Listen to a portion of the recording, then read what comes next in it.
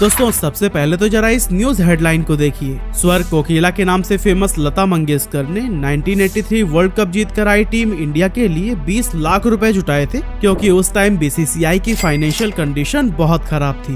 1983 की salary sheet के according team के हर प्लेयर को सिर्फ 1500 रुपए की मैच फी और 200 रुपए पर डे के हिसाब से अलाउंसेस दिए जाते थे।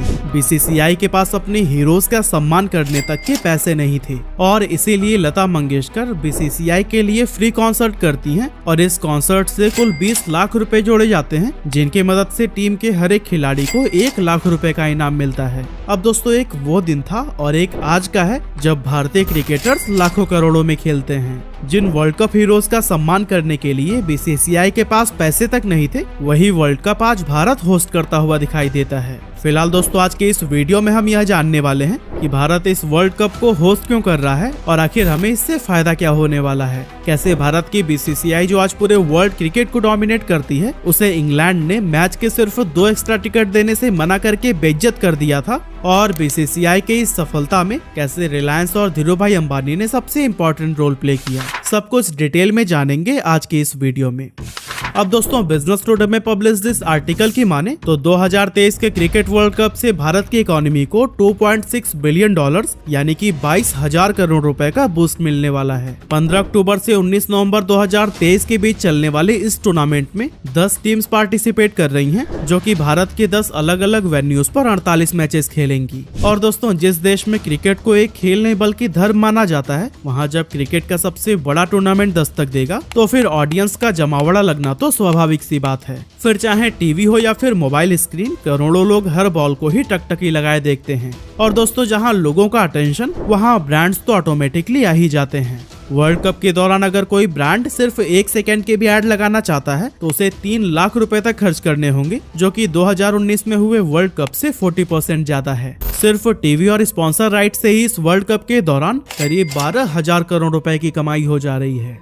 बीसीसीआई अच्छे से जानती है कि वर्ल्ड कप के दौरान अपने फेवरेट सुपरस्टार्स को देखने के लिए मैदान पर भी ऑडियंस जमकर आने वाली है और इसी को ध्यान में रखते हुए यह अंदाजा लगाया गया है कि वर्ल्ड कप के दौरान करीब 2200 करोड़ रुपए तो सिर्फ टिकट सेल से ही आ जाएंगे। इसके अलावा जब दर्शक मैच देखने आएंगे तो फिर वो खाने पीने और मर्चेंडाइज खरीदने पर भी स्पेंड करेंगे ही, जो कि 400 से 700 करोड़ रुपए तक कमा कर दे सकते हैं। अब दोस्तों अगर आप घर बैठकर मैच देखने वाले हैं तो फिर मैच अकेले देखने में कहाँ ही मजा आता है। हम अक्सर अपनी फैमिली या फिर फ्रेंड्स के साथ क्रिकेट देखना पसंद करते हैं और इस दौरान अक्सर कुछ खाने पीने की चीजें तो जरूर लाई जाती हैं। और आजकल तो लोगों के पास स्विगी और जोमेटो के भी ऑप्शंस हैं, तो फिर ऐसे में ऑडियंस घर बैठे ही खाना ऑर्डर कर देते हैं। और दोस्तों इस दौरान हम जो भी खर्चा करते हैं वो कहीं ना कहीं भारत की इकोनॉमी को ही बूस्ट करता है। एक शहर से दूसरे शहर ट्रेवल कर रही टीम्स चाहे होटल में रुके या फिर प्लेन में ट्रेवल करे, हर चीज का बेनिफिट हमारे देश के ही लोगों को होता है, जो कि वर्ल्ड कप से होने वाली कमाई में 150 से 250 करोड़ रुपए तक ऐड कर देता है। साथ ही इन प्लेयर्स को देखने विदेशों से हमारे देश आए फैंस भी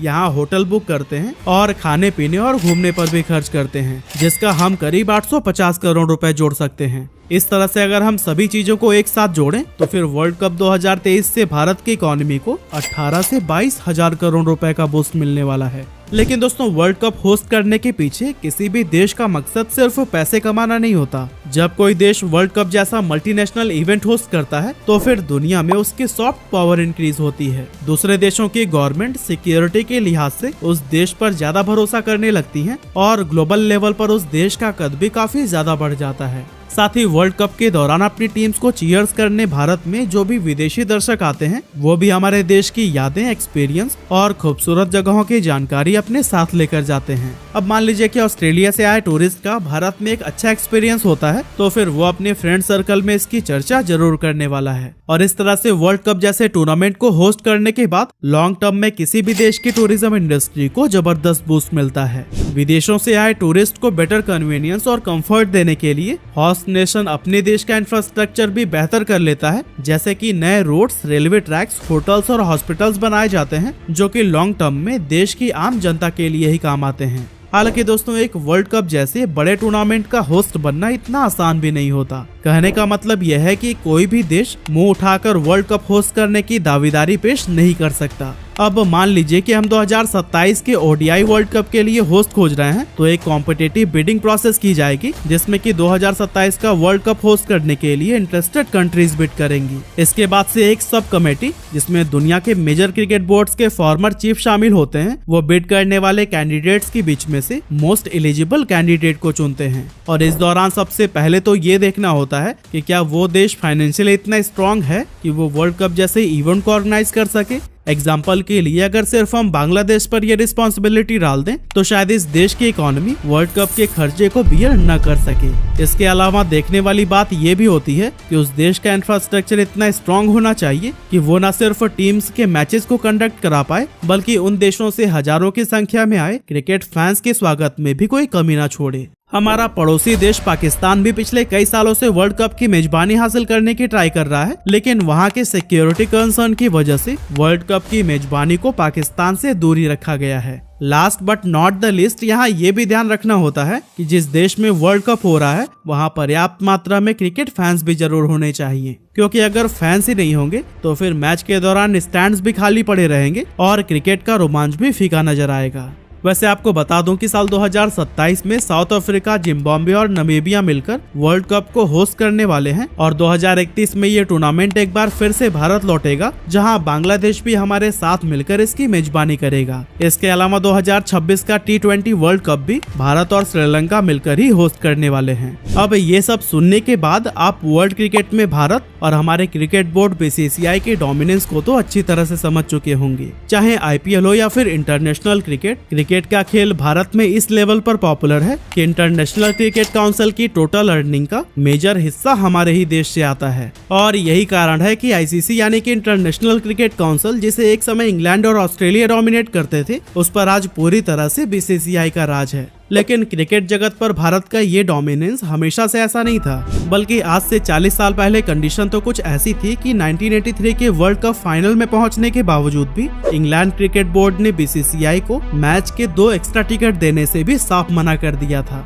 एक्चुअली हुआ कुछ यूं कि जब भारत ने 1983 वर्ल्ड कप के फाइनल में अपनी जगह बनाई, इसी दौरान हमारे देश के एक यूनियन मिनिस्टर सिद्धार्थ शंकर रे भी इंग्लैंड के दौरे पर आए हुए थे और मिनिस्टर साहब अपनी पत्नी के साथ उस ऐतिहासिक पल के गवाह बनना चाहते थे। इसीलिए वो उस समय के BCCI प्रेसिडेंट NKP साल्वे से उनके लिए 2 टिकट्स का इंतजाम करने की गुजारिश करते हैं। लेकिन जब NKP साल्वे ये मांग इंग्लैंड क्रिकेट बोर्ड के सामने रखते हैं तो फिर उनकी ये रिक्वेस्ट सिरे से खारिज कर दी जाती है, जो कि सरेआम भारत को बेइज्जत करने वाली बात थी। अब इंडियन क्रिकेट टीम इंग्लैंड की जमीन पर वर्ल्ड कप जीतकर भारत का तिरंगा तो लहरा देती है, लेकिन BCCI को हमारे देश की वो बेइज्जती गले से नहीं उतर रही थी। साल्वे फैसला करते हैं कि अब वो क्रिकेट वर्ल्ड कप की होस्टिंग पर इंग्लैंड की मोनोपोली को तोड़कर ही दम लेंगे। एक्चुअली दोस्तों, उस टाइम क्रिकेट जगत पर इंग्लैंड का डोमिनेंस हुआ करता था और 1975 से 1983 के बीच हुए तीनों वर्ल्ड कप को इंग्लैंड ने ही होस्ट किया था। इंग्लैंड के अलावा किसी और देश को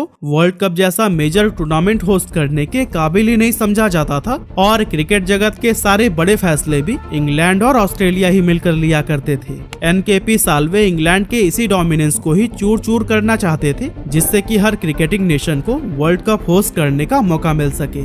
इसी सिलसिले में NKP Salve Pakistani cricket board के साथ मिलकर एक समझौता करते हैं और ICC में अपनी लॉबी बनाते हैं, जो कि वर्ल्ड कप को इंग्लैंड से बाहर कराना चाहती थी। ऑस्ट्रेलिया भी इस मामले में भारत और पाकिस्तान का सपोर्ट करती है और आखिरकार इंग्लैंड को भी सभी के सामने झुकना पड़ जाता है। हालांकि दोस्तों, क्रिकेट वर्ल्ड कप को होस्ट करने के लिए BCCI के सामने सबसे बड़ी प्रॉब्लम थी पैसों की। जिस क्रिकेट बोर्ड के पास वर्ल्ड कप जीत कर आए अपने चैंपियन प्लेयर्स का सम्मान करने तक के पैसे नहीं थे, वो वर्ल्ड कप को होस्ट करने का खर्चा कैसे उठा सकता था। लेकिन दोस्तों, NKP साल्वे ने हार नहीं मानी और कंगाल BCCI भारत में ये टूर्नामेंट कराने में कामयाब हो गया। लेकिन अब आप सोच रहे होंगे कि आखिर ये कैसे पॉसिबल हो सकता है। तो दोस्तों, यही सवाल लेकर ही NKP साल्वे उस टाइम की प्राइम मिनिस्टर इंदिरा गांधी के पास जाते हैं, जो कि धीरूभाई अंबानी के सामने इस वर्ल्ड कप का खर्चा उठाने की सिफारिश करती हैं। धीरूभाई भारत में वर्ल्ड कप होने के बाद से बहुत खुश हो जाते हैं और इसके लिए वो ब्लैंक चेक देने का वादा कर देते हैं। अब जब भारत के पास वर्ल्ड कप होस्ट करने के लिए पैसे आ चुके थे, तो फिर हमारे लिए भी रास्ता साफ नजर आ रहा था। इंग्लैंड इस फैसले के खिलाफ ICC में वोटिंग कराने की मांग करती है, लेकिन BCCI सारे क्रिकेट बोर्ड्स को अपने देश में वर्ल्ड कप का सपोर्ट करने के बदले में 5 गुना ज्यादा पैसे देने का वादा करती है। अब दोस्तों आपको बता दूं कि जब दूसरे देश होस्ट कंट्री में वर्ल्ड कप खेलने आते हैं तो फिर होस्ट कंट्री को ही वर्ल्ड कप में शामिल सभी क्रिकेट टीम्स को एक फिक्स्ड फी देनी होती है और इसके अलावा टीम्स के रहने, खाने और यात्रा करने का पूरा खर्चा भी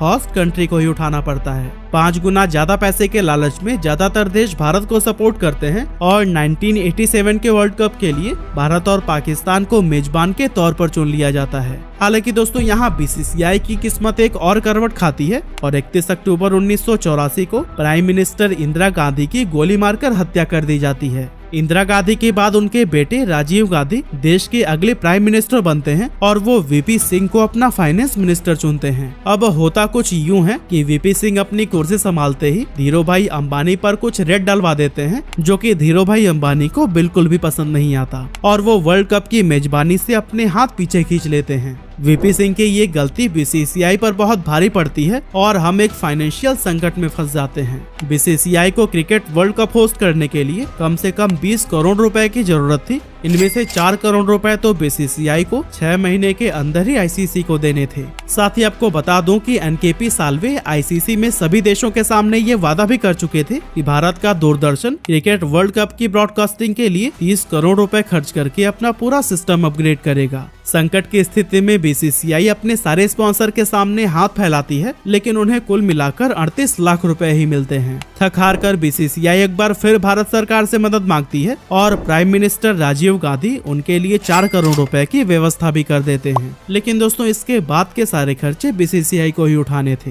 हालांकि दोस्तों शायद भगवान की भी यही मर्जी थी कि cricket world cup Bharat host करे और यही कारण है कि तमाम मुश्किलों के बीच बीसीसीआई के लिए एक आशा की किरण जागृत हुई। राजीव गांधी और वीपी सिंह के बीच मतभेद सामने आए और वीपी सिंह को यूनियन कैबिनेट से बाहर का रास्ता दिखा दिया गया। अब वैसे तो देश की राजनीति के लिए ये उथल पुथल वाली स्थिति थी, पर बीसीसीआई को इसके बीच धीरूभाई अंबानी को मनाने का सुनहरा मौका मिल गया था। धीरूभाई अंबानी भी मान जाते हैं और बीसीसीआई के सामने पैसों की सारी दिक्कतें ही समाप्त हो जाती हैं। धीरूभाई अंबानी इस वर्ल्ड कप का नाम रिलायंस कप रखते हैं, जिससे कि उनकी कंपनी की पब्लिसिटी पूरी दुनिया में हो सके। अब दोस्तों भारत ये वर्ल्ड कप तो नहीं जीत पाया, लेकिन 1983 के बाद बीसीसीआई ने वर्ल्ड क्रिकेट पर डोमिनेट करने के लिए जो कदम बढ़ाए थे वो आज अंगद के पैर की तरह स्थापित हो चुके हैं। एक समय कंगाल बीसीसीआई जिन स्पॉन्सर के सामने पैसों के लिए हाथ फैलाने को मजबूर थी, वही स्पॉन्सर आज बीसीसीआई ऑफिस के सामने लाइन में खड़े नजर आते हैं और आज क्रिकेट वर्ल्ड कप के दौरान 30 सेकंड का एड स्लॉट पाने के लिए भी मुंह मांगे कीमत देने को तैयार रहते हैं।